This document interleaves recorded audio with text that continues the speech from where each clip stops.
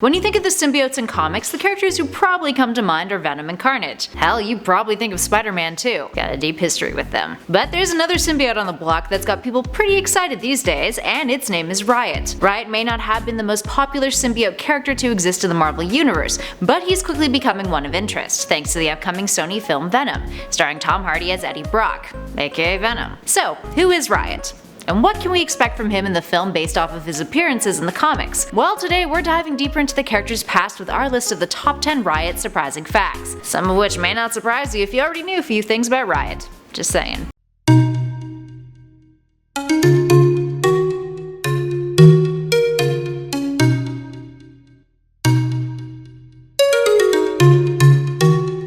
Starting us off in at number 10, Venom's offspring. Riot is an offspring of Venoms. In his first appearance in 1993's Venom Lethal Protector series, he was created when the Life Foundation forcibly extracted 5 Clintar seeds from Venom. So for context, let's jump back for a sec. The Life Foundation, which is a name that you're probably hearing a lot more often now that they're featured in the Venom movie, is an organization that, in the comics, sought to provide a comfortable life for their wealthy clients in case of something referred to as a MAD occurred. MAD stands for Mutually Assured Destruction, meaning if there was a nuclear attack or some sort of terrible fallout, the Life Foundation would have your rich ass secure. Now they wanted to create superhuman police to help protect their clients and this so-called future. So the head of the foundation, CARLTON, whipped up a plan to collect unborn offspring from Venom. The organization captured Venom in San Francisco, took him to a lab in the Mojave Desert, and extracted these seeds. Drake then used them to bond with a group of hosts to create the Foundation's guardian symbiotes. And at number 9, his powers. The Riot symbiote, like many of the Clintar race, has a variation of exceptional powers that he's capable of. He's got superhuman strength, with Riot actually appearing to have the greatest physical build out of all the Lethal Protector symbiotes, although his exact strength level was never actually revealed in the story. He's got superhuman durability, stamina, superhuman speed that allows him to move faster than the human eye, an accelerated healing factor, he can crawl up walls, has immunity to Spider-Man's spider sense, webbing generation, camouflage abilities, symbiote matter generation, and symbiote matter manipulation, which he uses to form weapons out of himself. Riot in particular liked to create massive bludgeoning weapons from his arms, like maces or hammers, which many speculate is due to his first host's aggressive mentality, but more on him later. And similar to all the other symbiotes, his weaknesses are fire and sonic sound waves. And at number 8, David Micheline. One of Riot's creators, writer David Micheline, is pretty darn familiar with the race of Clintars. This is because he also had a major hand in creating Venom, alongside Todd McFarlane. Micheline and McFarlane were the ones who crafted the persona of Venom and Eddie Brock. Now prior to this, Venom had only appeared as a sentient alien costume that Peter Parker encountered during Secret Wars, and that Mr. Fantastic had removed from his body.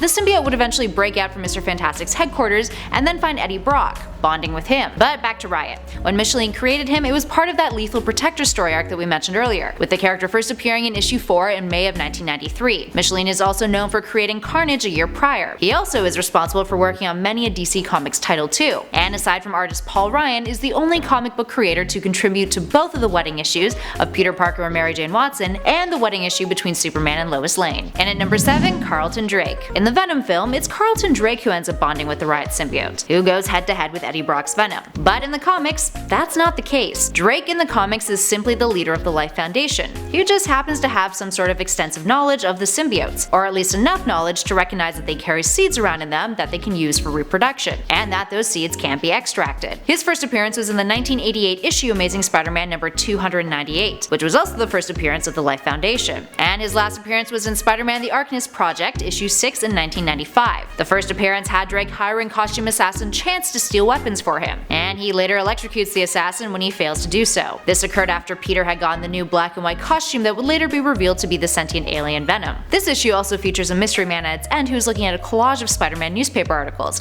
vowing to get revenge on the hero, and that man is Eddie Brock, who had believed that Spidey ruined his journalism career by exposing the identity of a villain. Also, side note, Riz Ahmed plays CARLTON in the Venom movie. And at number 6, Trevor Cole. Trevor Cole was Riot's first host. A mercenary for the Life Foundation who worked as part of their security team, Cole was chosen to be a part of the experiment that bonded the Venom offsprings to humans. Cole is memorable for being incredibly aggressive and unsympathetic, and more ruthless than his siblings that appeared in Lethal Protector. During that story arc, Riot and the other Guardian symbiotes were defeated by Venom and Spider-Man, and the Riot symbiote was artificially aged to dust, and Trevor's body was caught in an explosion. The Riot symbiote did survive though, unlike his host. And at 5, the Hybrid. That wasn't the last that we saw of Riot though.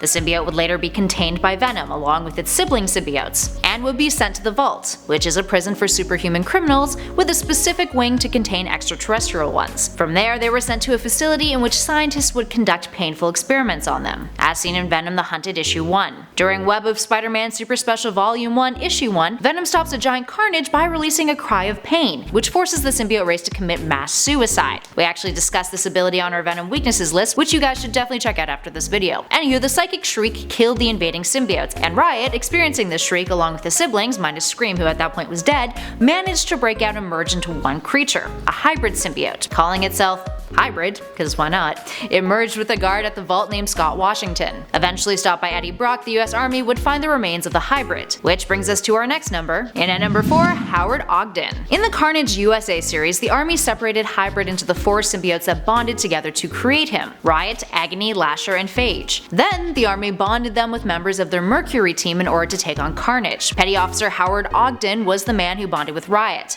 who trained with Riot for months in preparation to fight Carnage. According to one of the other members on the Mercury team named Rico Axelson, who bonded with Phage, Ogden did not fully pass his mental health test, which I suppose makes him pretty fitting for Riot in the long run. Ogden and the rest of the Mercury team were eventually killed off by Carnage, with the symbiotes surviving, but the host dying. The symbiotes, including Riot, were then returned to the military and put back into their containers. Not a very lovely life, is it?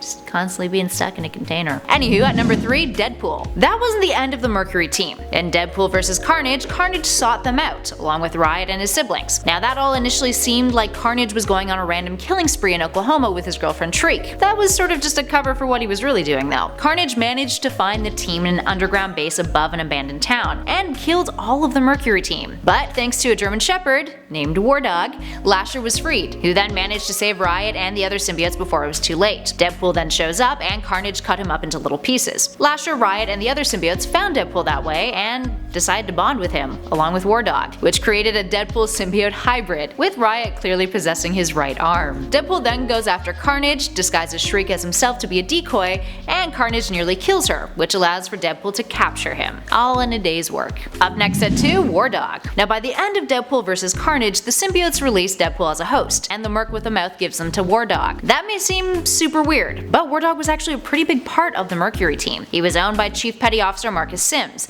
and had been trained to bond with the Lasher symbiote, which is actually really cool. So after helping Deadpool fight Carnage, Deadpool gives War Dog / Lasher the other symbiotes, including Riot, in order to return them to the government. Gotta love dogs. I guess when you don't have a host, getting around is a really tough thing to do for a symbiote. Anywho, after War Dog carries Riot and his siblings away, Riot hasn't really been prominent in any other story arcs. We also don't know if Lasher / War Dog took the symbiotes back to the government as promised either, so there's a very good chance that the symbiotes are out there somewhere ready to start more trouble in the future. Or maybe good this time. Who knows? And finally, in at number 1, his name. Perhaps the most interesting fact about Riot is that the character actually didn't get the name of Riot until 19 years after he was introduced. It wasn't until Carnage USA issue 2 in March 2012, with Howard Ogden as his host, that the symbiote started being called Riot. And the reason why the name Riot was chosen was because of 2 factors. The name Riot was the given name of an action figure who was part of the official toy line, which had been described as having multiple limbs with its body being the size of a house in scale. This action figure and the Riot name struck a note with fans,